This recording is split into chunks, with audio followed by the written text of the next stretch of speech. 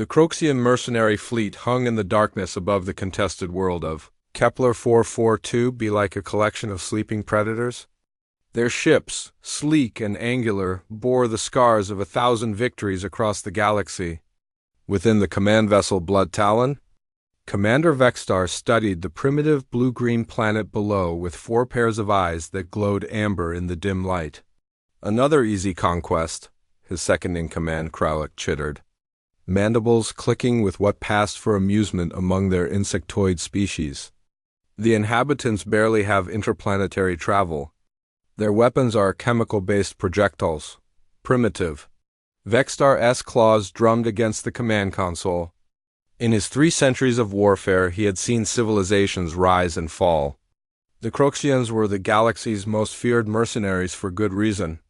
Standing 9 feet tall with exoskeletons harder than most starship armor, they had never met a species that could match them in individual combat. Their technology was centuries ahead of anything these humans possessed. The client pays well for this world's resources, Vexstar rumbled, his voice like grinding stone. The humans have established mining colonies on the southern continent. Eliminate them. Take the world. Simple. The tactical display showed scattered human settlements across the planet's surface. Intelligence reports indicated a primitive military with outdated equipment. No orbital defenses worth mentioning. No energy shields. No plasma weapons. It would be like crushing insects beneath their claws. "Sir?" came a voice from the communications station. "We're receiving a transmission from the planet's surface." "Put it through." The holographic display flickered to life, showing a human male in what appeared to be a military uniform. The creature was pathetically small, perhaps 6 feet tall, with soft pink skin and no visible natural weapons. Its face was calm, almost relaxed. "This is Colonel Marcus Hayes?" "United States Marine Corps Expeditionary Force Kepler," the humans said in their primitive language, which the universal translators rendered into Croxian. "You've entered sovereign human space without authorization. Withdraw immediately or face the consequences." The entire bridge erupted in what could only be described as laughter if giant insects could laugh. The sound was like metal scraping against stone, filled with malicious amusement. "Did it just threaten us?" Kralik asked, wiping moisture from his compound eyes. Vexstar leaned forward, studying the human's image with interest. There was something about the creature's posture, the way it held itself, that spoke of confidence rather than fear. Strange. Most species either fled in terror or attempted desperate negotiations when faced with Croxian mercenaries. "Human," Vexstar spoke into the communicator, his voice carrying the weight of authority. "You are addressing the Croxian 7th Mercenary Battalion. We have conquered 47 worlds. Your species is unknown to us, which means you are weak. Surrender now, and your death will be swift." The human's expression didn't change. If anything, a slight smile played at the corners of its mouth. "Let me explain something to you, bug boy. You're not dealing with scared colonists or merchant vessels. You're dealing with United States Marines. We've been killing things bigger and uglier than you since 1775. So here's my counteroffer. Turn around, fly away, and pretend you never found this place. Because if you come down here, I guarantee you'll regret it." The communication cut off. Silence filled the bridge for a long moment. Then Krilik's mandibles began clicking rapidly, a sign of barely contained rage. "Commander, permission to deploy the shock troops. I want to personally tear that creature apart." But Vexstar was thinking. In 3 centuries of warfare, he had learned to read enemies, to understand their strengths and weaknesses. Fear was the usual response to Croxian presence. Desperate bravado was common. But this human had shown neither. There had been something else in its voice. Not fear, not desperation. Something almost like anticipation? "Run a detailed scan of the human settlements," he ordered. "Full spectrum analysis." The sensor officer's claws danced over his console. After several minutes, he looked up with confusion. "Sir, the readings are unusual. The humans appear to have established defensive positions around their main settlement. But their technology signatures are inconsistent with our intelligence. Explain. Their weapons are indeed projectile-based, but the energy signatures suggest refinements we didn't expect. And sir, there are underground installations we can't penetrate with our scans. Some kind of dense material is blocking our sensors. Vexstar's antennae twitched with interest. How many humans in the main settlement? Approximately 1,200, sir. But the distribution is strange. They're not clustered in the center as expected. They're spread throughout the perimeter in small groups. Defensive positions, Vexstar mused. They intend to fight. Krillic snorted derisively. 1,200 primitives against our battalion? Sir, we have 2,000 of the finest warriors in the galaxy. Our exoskeletons can deflect their primitive projectiles. Our weapons can level buildings. This is not a battle. It's an extermination. Vexstar studied the tactical display more carefully. The human settlement wasn't laid out like the cities they usually conquered. Instead of a centralized population hub, it was structured like a military base. Defensive positions at key points. Clear lines of sight between positions. Overlapping fields of fire. These aren't civilians, he realized aloud, sir. Look at the pattern. This isn't a mining colony. It's a military installation disguised as a mining colony. Vexstar's respect for the humans increased slightly. Deception was a tool of superior intellects. Even if they are military, Krillic argued, they're still primitive. Our intelligence shows their weapons can't penetrate Croxian battle armor. Their largest explosives are barely sufficient to damage our landing craft. And they have no air support. No orbital defenses. No energy weapons. Commander, this is still an easy victory. Vexstar nodded slowly. Krillic was correct, of course. The technology gap was insurmountable. But something about the human colonel's confidence bothered him. In his experience, only two types of enemies showed such calm in the face of overwhelming odds: fools and dangerous opponents. Deploy the first wave, he ordered. 100 troops. Probe their defenses. Identify their capabilities. I want to know what we're really facing before we commit our full force.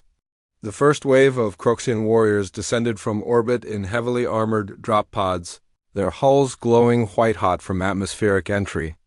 Each pod contained 5 fully armed soldiers, their natural exoskeletons supplemented with advanced battle armor that could withstand anything short of a direct hit from a starship weapon. Sergeant Kethmore emerged from his pod onto the alien world's surface, his compound eyes automatically adjusting to the planet's light spectrum.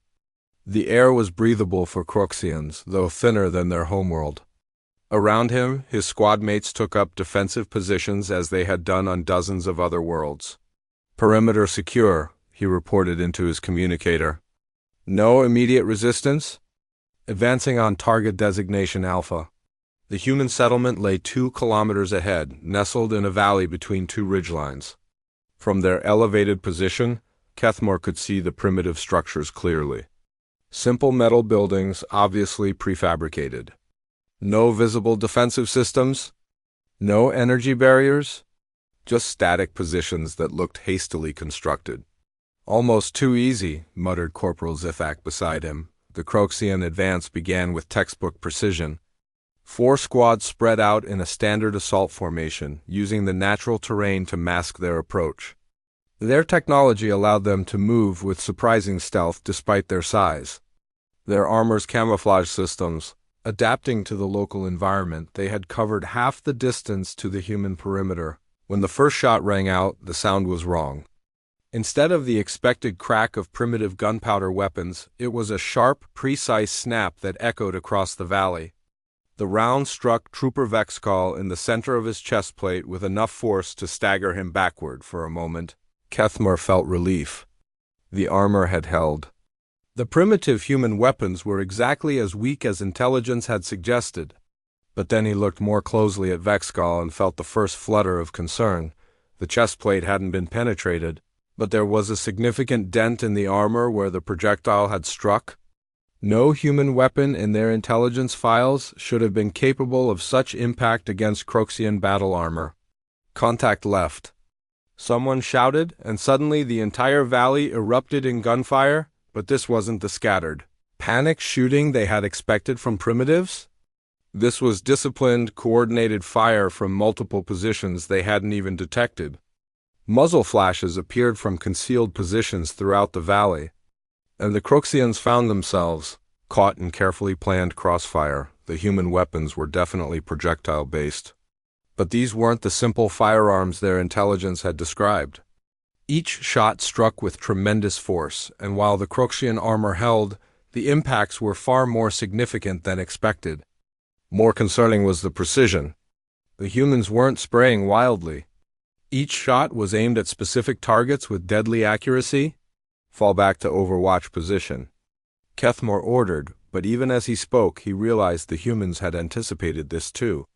The high ground behind them was suddenly alive with more moves. Colonel Marcus Hayes watched the tactical display in the underground command bunker with the calm satisfaction of a man whose plans were unfolding exactly as expected. Around him, Marine communications specialists coordinated the defensive effort with the precision of a well-oiled machine. Sir, First Squad reports 18 aliens neutralized. 12 more with damaged equipment, reported Gunnery Sergeant Elizabeth Torres, her scarred face illuminated by the blue glow of multiple screens. 0 Marine casualties. Hayes nodded but kept his expression neutral. Tell them to maintain their positions. This was just the opening act. Above ground, the Croxian first wave was retreating in disorder, their supposedly impenetrable armor smoking and sparking from electromagnetic damage. Hayes had been counting on their arrogance. Most alien species they'd encountered in the past year had made the same mistake, assuming that primitive meant ineffective. "Colonel," called out Lieutenant Chung from the sensor station, "orbital reconnaissance shows the aliens are regrouping. Looks like they're preparing a larger assault. Estimated 500 troops this time." "Let them come," Hayes replied. "Have all squads received their targeting updates?" "Yes, sir. Every Marine knows exactly which alien to shoot when the time comes." Hayes allowed himself a small smile. The Marines under his command weren't just any infantry unit. They were the 2nd Reconnaissance Battalion, veterans of 3 different alien conflicts, who had been specifically assigned to this mining colony because they were the best at what they did, making life extremely difficult for anything that threatened human interests. Commander Vexstar was no longer amused. His first wave had limped back to orbit with tailies that bordered on the impossible. Primitive humans had outmaneuvered his warriors, damaged their equipment, and forced a retreat. In 3 centuries of warfare, no species had accomplished such a feat during a Croxian first contact. "They were ready for us," Krillic reported, his usual swagger replaced by uncertainty. "Their defensive positions were perfectly positioned for our approach routes. They knew exactly where we would land, how we would advance, and what our capabilities were." "That's impossible," Vexstar growled. "This species has never encountered Croxians before. Our tactics are classified military intelligence. Nevertheless, sir, they countered every move we made. Their weapons, while primitive in design, are far more effective than our intelligence suggested. And their tactical coordination?" Krillic paused, searching for words. "Sir, they fight like they've been studying us for years." Vexstar studied the after-action reports with growing unease. His warriors described human soldiers who moved with absolute precision, who anticipated every Croxian tactic, who seemed to know exactly where each warrior would be at any given moment. It was as if the humans had fought Croxians before. "Sensor analysis," he demanded. "What did we learn about their capabilities?" The intelligence officer's mandibles clicked nervously. "Sir, the humans are using technology we don't understand. Their weapons appear to be simple kinetic projectiles, but they're achieving penetration values that should be impossible with chemical propellants. Additionally, they demonstrated electromagnetic pulse capabilities that shouldn't exist at their technological level.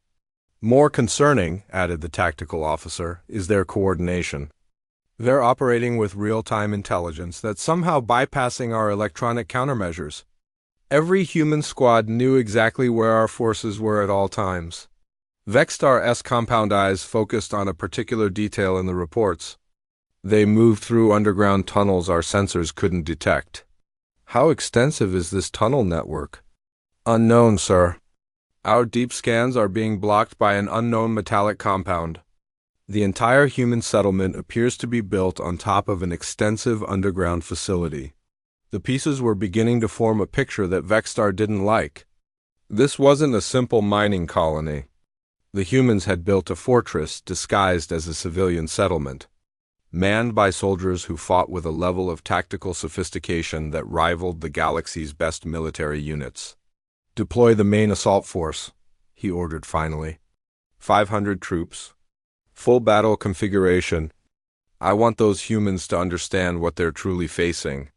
"Sir," Krillic ventured, "perhaps we should request additional support from the fleet? The humans have proven more capable than expected."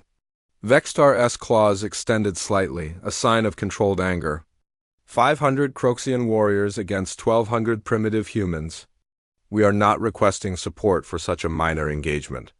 Deploy the assault force. The second wave descended from orbit like falling stars, their drop pods creating a thunderous barrage as they struck the planet's surface. This time, the Croxians deployed in a much wider pattern, attempting to avoid the kill zones that had trapped their first wave. Staff Sergeant Maria Rodriguez watched through her rifle scope as the alien pods opened like deadly flowers across the valley floor. From her concealed position on the eastern ridge, she had a perfect view of the assault unfolding below. Beside her, Corporal Jackson adjusted his own weapon and spoke quietly into his radio. "Overwatch actual, Bravo team. Count 40 pods in Sector 7. Aliens are deploying in standard assault formation." "Copy." "Bravo team, wait for the signal." Rodriguez had been fighting aliens for 2 years now. Ever since humanity's first contact with the Centauri Collective had led to a series of territorial disputes. She'd learned that every alien species made the same fundamental mistake. They assumed human technology was primitive because it looked primitive. They never bothered to ask why humans had stuck with kinetic weapons. When the galaxy had moved on to energy-based systems, the answer was simple: kinetic weapons worked. Especially when those kinetics were depleted uranium penetrators fired from electromagnetically enhanced rifles at velocities that would make physicists weep. "Target acquired," she whispered, centering her crosshairs on an alien commander whose armor bristled with additional equipment. Range, 800 meters. Wind, negligible. The shot was perfect. The specially designed round struck the alien commander's helmet with enough force to crack the supposedly impenetrable faceplate. The creature staggered but didn't fall, which was fine. Rodriguez wasn't trying to kill them all. She was trying to make them angry. Across the valley, 47 other Marines fired simultaneously. The coordinated volley struck the Croxian formation like a hammer. Each shot carefully aimed to cause maximum psychological impact while causing visible damage to their armor. The aliens wanted a fight? The Marines would give them one, but this time, instead of staying in their defensive positions, the Marines did something the Croxians didn't expect. They attacked. Sergeant David Kim led his squad through the tunnel network beneath the valley floor. Their movement coordinated by real-time intelligence from orbital satellites the aliens hadn't detected. The Croxians were expecting another defensive battle. They weren't expecting to find Marines appearing behind their lines like ghosts. "Breacher." "Charges set," reported Lance Corporal Williams as he positioned the final explosive device beneath the aliens' landing zone. 30 seconds to detonation. The underground network was more than just tunnels. It was a fully integrated combat facility built specifically for asymmetric warfare against technologically superior opponents. Every tunnel could be sealed, every passage could be flooded with gas, and every chamber had multiple escape routes. The Marines had spent 6 months preparing this trap. The explosions began as a low rumble that grew into a thunderous roar as the carefully placed charges detonated in sequence. The Croxian landing zone suddenly became a series of smoking craters as the ground beneath their feet collapsed into the tunnel network below. Dozens of the alien warriors found themselves trapped in underground chambers with no way out except through marine-controlled corridors above ground. The Croxians tried to regroup, but the Marines weren't giving them time. From concealed positions throughout the valley, rocket-propelled grenades streaked toward alien formations with devastating accuracy. The explosions weren't powerful enough to kill Croxians outright, but they were more than sufficient to disable their equipment and disorient their formations. "Sir," reported a panicked Croxian trooper to his commander, "the humans have somehow infiltrated our perimeter. We're taking fire from positions that should be impossible to reach." Commander Sektar, leading the ground assault, tried to make sense of the tactical situation. His forces were scattered, disorganized, and under attack from directions that made no tactical sense. Human soldiers appeared to be materializing from solid rock, firing with impossible accuracy, and then vanishing before his warriors could return effective fire. "Establish a defensive perimeter," he ordered. "All units fall back to Consolidation Point Alpha." But when his forces reached the designated rally point, they found it occupied by a full platoon of Marines who had been waiting for them with crew-served weapons and pre-positioned ammunition. The humans opened fire with what appeared to be some form of enhanced machine gun that fired projectiles capable of actually penetrating Croxian armor at close range. "Fall back to Point Bravo," Sektar commanded, but Point Bravo was already under Marine control as well. So was Point Charlie. And Delta. The humans had anticipated every possible Croxian rally point and had... Commander Vexstar stood in his personal quarters aboard the Blood Talon, studying the holographic display of the captured human soldiers with growing unease. His interrogation specialists had been working on the 3 Marines for 6 hours, using every technique in the Croxian arsenal. The results were disturbing.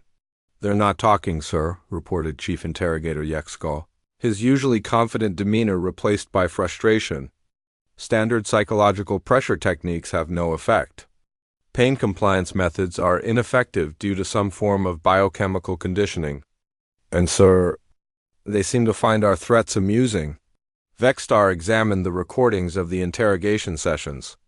The humans sat calmly in their restraints, occasionally making what the Universal Translator identified as jokes.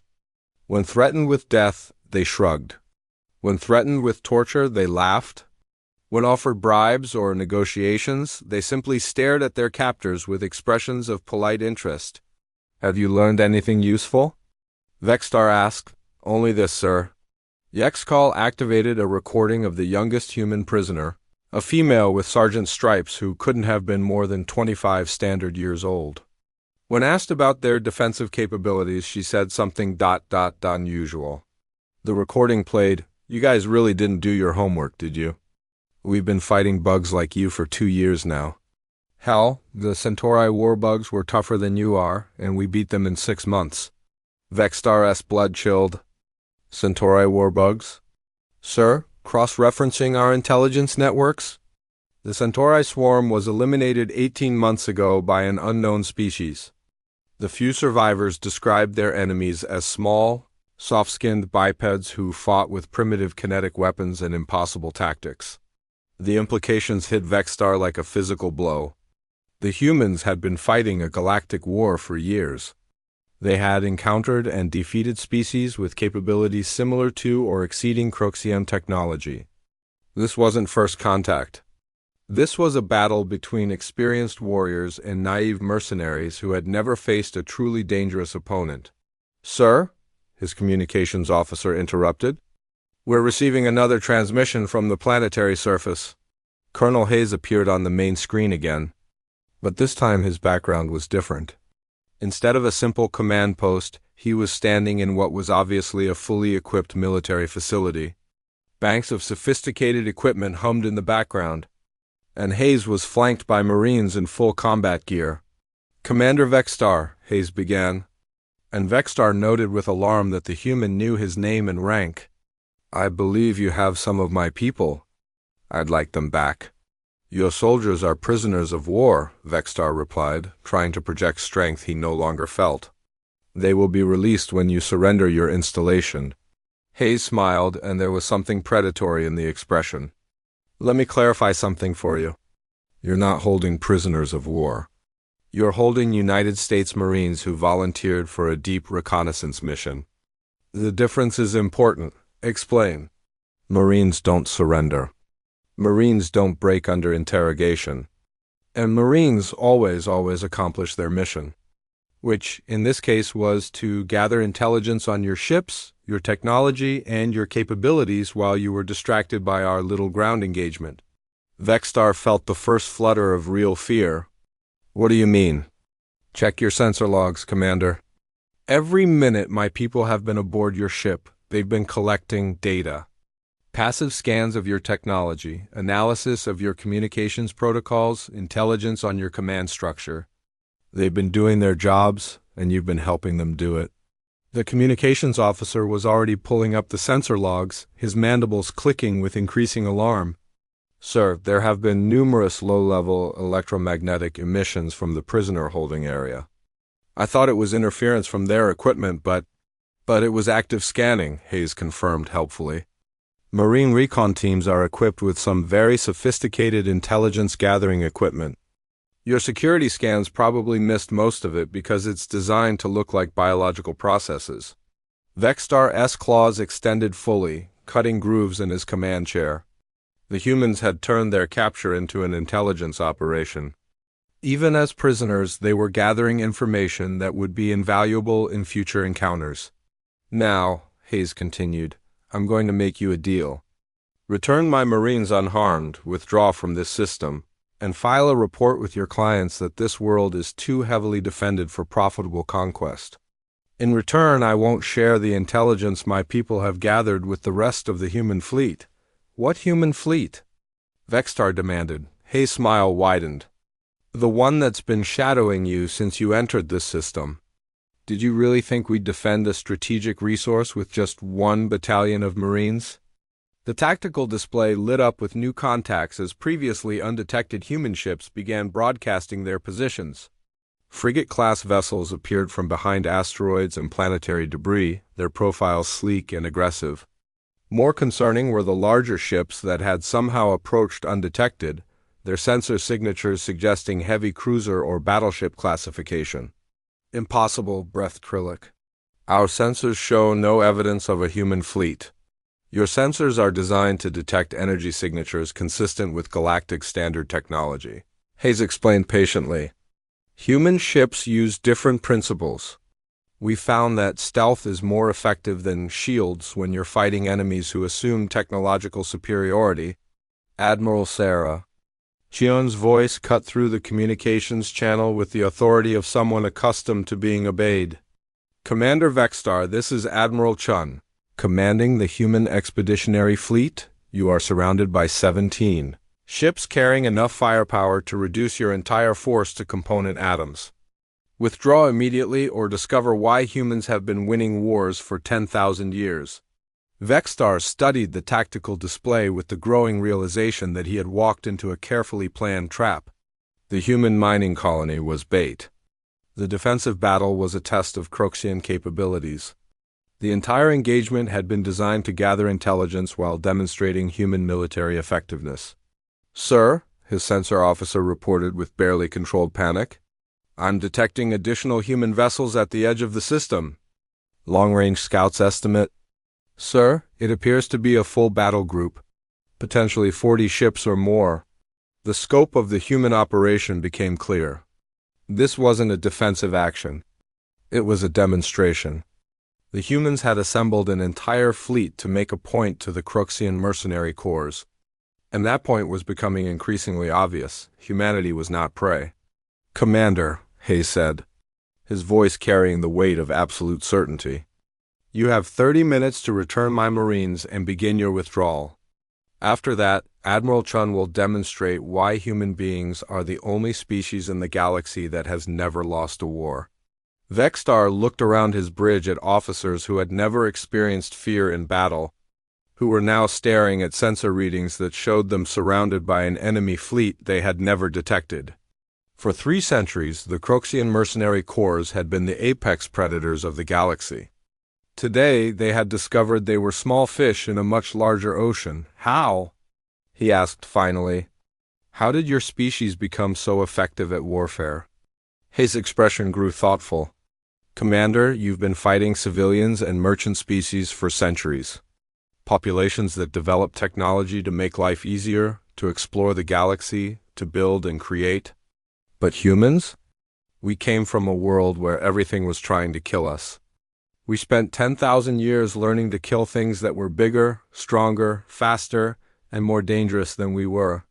When we finally reached the stars and discovered we weren't alone, we found out that lesson served us well. The Centauri swarm had ships that could punch through neutronium armor, Hayes continued. The vegan hegemony could manipulate gravity and time. The Altair Collective had weapons that could destroy entire star systems. But none of them had ever faced an opponent that treated war as an art form.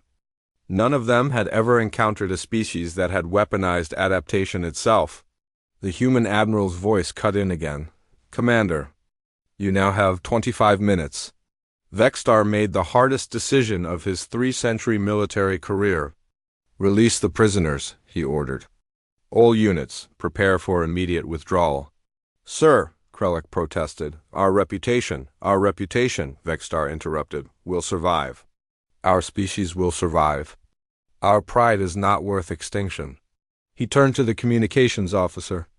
Open a channel to all Croxian forces. The 3 captured Marines were returned via shuttle, unharmed and apparently in good spirits. As they disembarked in the human facility, Vexstar could see them immediately reporting to their colonel with what was obviously detailed intelligence about Croxian ship layouts, technology, and capabilities. As the Croxian fleet prepared for withdrawal, Vexstar composed his report to the Mercenary Guild Council. It would be the most important communication in Croxian history, and it would change everything about how the galaxy viewed both humans and warfare. Colonel Hayes watched the alien fleet disappear into hyperspace from the observation deck of the command facility. Around him, Marines celebrated their victory with the quiet professionalism of soldiers.